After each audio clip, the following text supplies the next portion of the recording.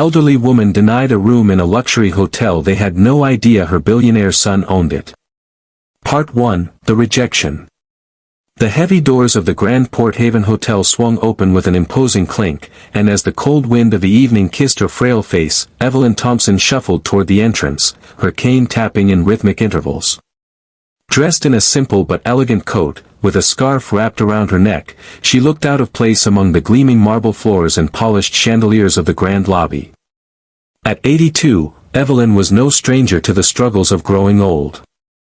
Her joints were stiff, her movements slow, and her hair had long since lost its silken sheen, now a silvery crown of wisdom and experience. But it wasn't just her body that was tired. Her heart had borne the weight of decades, the love, the losses, and the quiet days that stretched on, offering little more than a familiar routine. She wasn't used to this kind of luxury, the sleek, pristine world that seemed to belong to someone else. But tonight, she hoped to find peace. Her son, Nicholas, had made arrangements. "You deserve a little break, Mom," he had said just a week ago during one of their rare phone calls. Nicholas, once the little boy she raised with nothing but love, had grown into a wealthy entrepreneur, a man who seemed to have it all. He owned vast estates, a fleet of cars, and, as she had just discovered, a sprawling luxury hotel in the heart of the city. "I've booked a room for you, Mom. You can relax. You've earned it," he'd insisted. She had been hesitant at first, reluctant to impose. She didn't belong in a place like this. But her son had insisted, so she finally agreed. Evelyn had never been one to accept gifts easily, but she didn't want to disappoint him. She had never asked for anything in life, always content with the small joys of her modest existence. Walking through the entrance, her shoes clicking softly against the polished floors, Evelyn made her way to the front desk, where a young woman in a sharp uniform stood. The woman barely looked up as Evelyn approached, her eyes fixated on the computer screen. Evelyn hesitated before clearing her throat. "Excuse me, dear. I have a reservation. The name is Thompson. Evelyn Thompson." The receptionist's eyes flicked toward her, then back to the screen, a small frown tugging at her lips. She pressed a few keys, then shook her head. "I'm sorry, ma'am, but there seems to be no reservation under that name," she said coolly, her tone professional but distant. Evelyn's heart sank. She hadn't expected this. She glanced around the opulent lobby, a blur of marble, gold accents, and finely dressed guests. She suddenly felt very small, very out of place. "Are you sure?"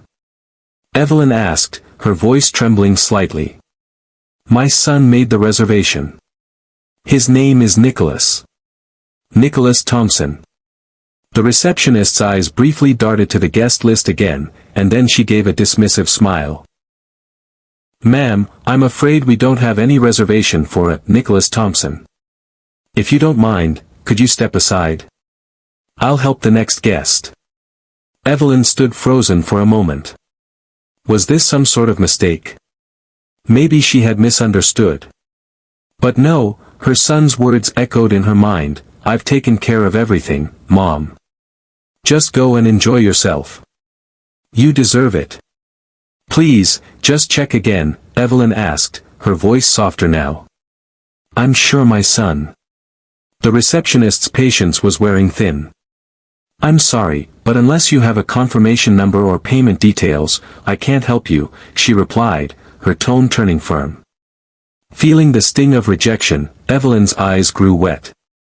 It was more than just the room, it was the overwhelming sense that she no longer belonged in a world she once knew. She felt invisible, a mere shadow in a place built on exclusivity and wealth. With a nod of resignation, Evelyn turned and began to shuffle toward the door. Her grip tightened on her cane. "Are you leaving, ma'am?" a voice suddenly called out. She turned to see a tall man in a well-tailored suit standing nearby.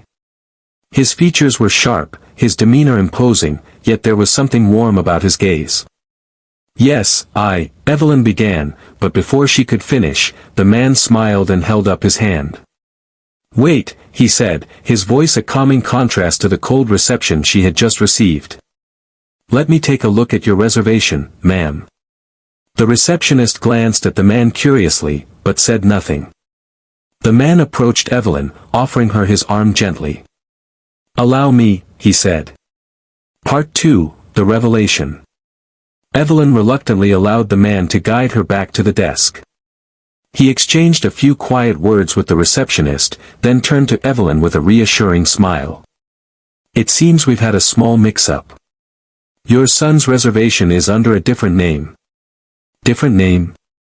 Evelyn repeated, confused. The man nodded. Your son, Nicholas Thompson, owns this hotel. It's under his corporate name, not his personal one. I'm terribly sorry for the confusion. Please, allow me to show you to your room. Evelyn blinked, disbelief crossing her face. My son owns this hotel? She couldn't believe what she was hearing. The man's eyes softened. Yes, ma'am. I'm the general manager here. I know it must be a surprise. Your son is a very private man. But he ensured that your stay would be nothing less than perfect. Evelyn felt a surge of emotions. She had always known that Nicholas had become successful, but this was beyond anything she had imagined. She had never fully understood the scale of his achievements, the world he inhabited. He was a son who had risen from humble beginnings, and she had always been proud of him, but this? A luxury hotel. It seemed so far removed from the life they had once known together. I didn't know, Evelyn's voice faltered. I didn't want to bother him. He's so busy. The general manager smiled gently. Your son loves you very much, ma'am. He speaks of you often. It's clear that his success, his wealth, has never changed the love he has for you. Evelyn felt her heart swell with warmth, but also a touch of sadness. She had been so used to doing everything on her own, never asking for anything, always being the strong one. Her son's success had been both a source of pride and a reminder of the distance that had grown between them over the years.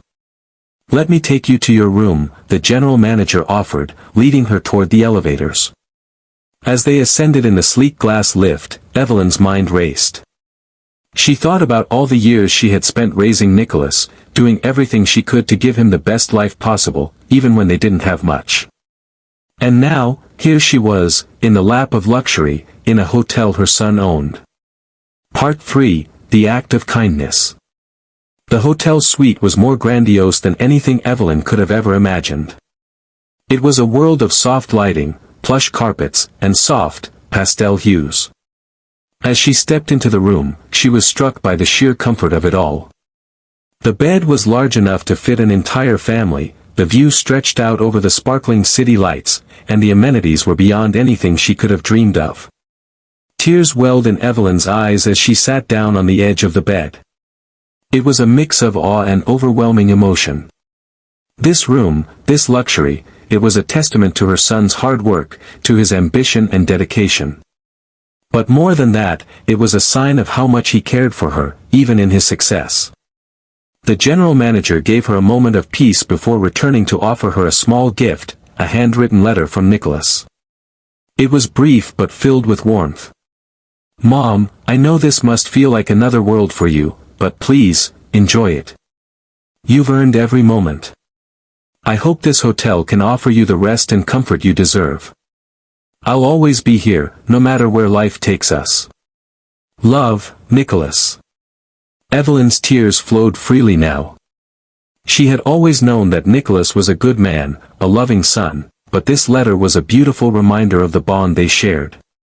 And in that moment, Evelyn understood something deeper. True success wasn't just about wealth. It was about the love and care you gave to those around you. Part 4, The Transformation.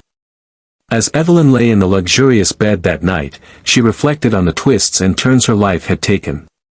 She thought of the years of hard work, the sacrifices, and the small, everyday acts of kindness that had sustained her.